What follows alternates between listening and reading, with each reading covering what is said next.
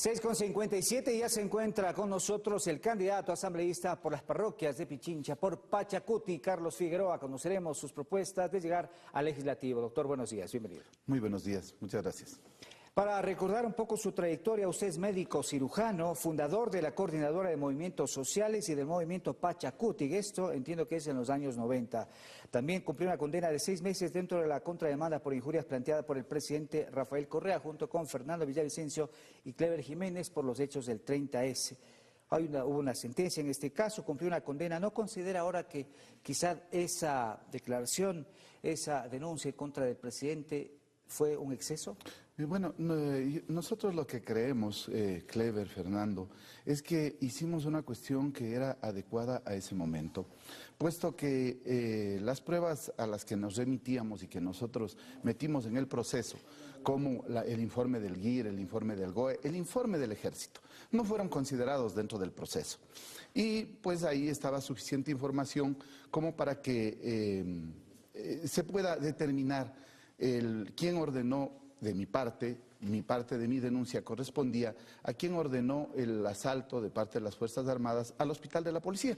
Pero creo esa humanidad no parece yo creo que esa parte algún día se podrá solucionar. Yo creo que en este momento las autoridades, los poderes están en manos y la justicia están en manos del presidente. Entonces yo creo que no podemos tener una justicia independiente. Yo creo que deberemos asumir después una separación real de poderes. No está bien que todos los poderes se concentren en una persona, no está bien que la participación ciudadana incluso vaya hacia una sola persona, hacia un solo lado. ¿Qué le anima a usted a llegar a la Asamblea Nacional? Temas totalmente fundamentales. El primero es la fiscalización. Yo creo que casi todo el Ecuador está de acuerdo en que el tema de la fiscalización en este gobierno ha sido cero. Y eso nos ha llevado a que exista problemas de corrupción enormes, exorbitantes. Miren, antes del 2016, desde el 2008, Clever Jiménez, Fernando Villavicencio, recuerdo bien en sus oficinas presentaban y preparaban los documentos para presentar las denuncias de corrupción en el sector petrolero, de sobreprecio en la obra pública, etcétera. Pero estoy hablando de hace 8 años.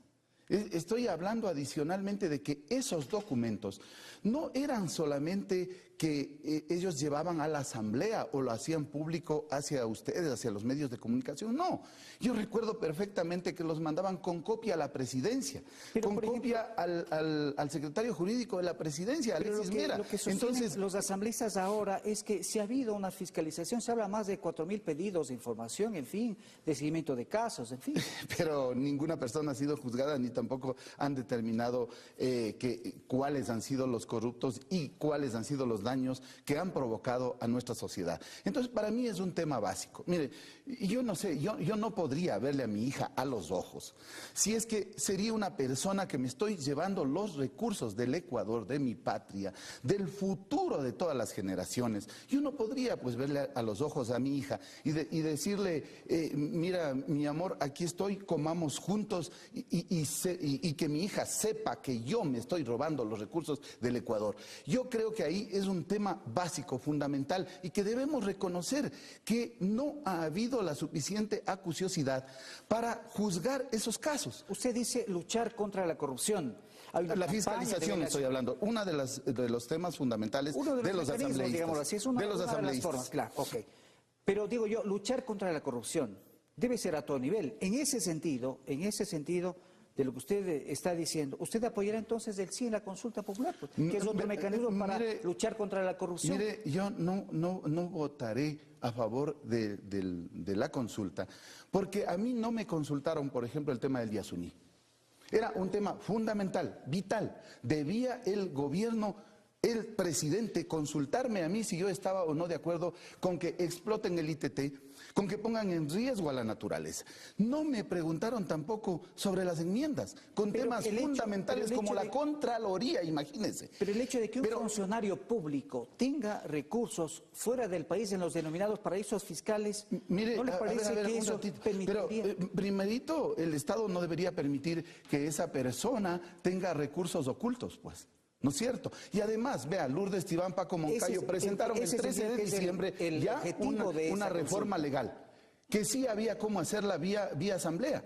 No era necesario siquiera presentar esto vía consulta. Lo que yo creo es que ahí el presidente exagera en ese momento porque quiere participar en las elecciones, pero creo que a lo mejor ya se dio cuenta que si participa en las elecciones es peor para su partido. Otro tema que usted, entiendo, está planteando de llegar a la Asamblea Nacional tiene que ver con reformas al Código Orgánico Integral Penal. ¿En qué sentido? Miren, y en este momento tengo que presentar un saludo a mi amigo, a mi compañero, el doctor Carlos López Ayala, quien se encuentra detenido, ya va hacia la tercera semana de estar detenido por haber salvado una vida. A él le acusaron de falta de atención a la señorita francesa Massoyer. Sin embargo, dentro del proceso pueden ustedes ver que él intervino sobre la paciente cerca de 5 horas para intentar salvar su vida. Es decir, los jueces ni siquiera tienen razón el momento en que dicen falta de atención. La criminalización de la criminalización de la práctica médica debe retirarse del Código Orgánico Integral Penal. Pero no se trata solamente de los médicos, eso tiene que quedar claro. Es de la mala práctica profesional. No, mire, a ningún ciudadano le han juzgado por mala práctica profesional.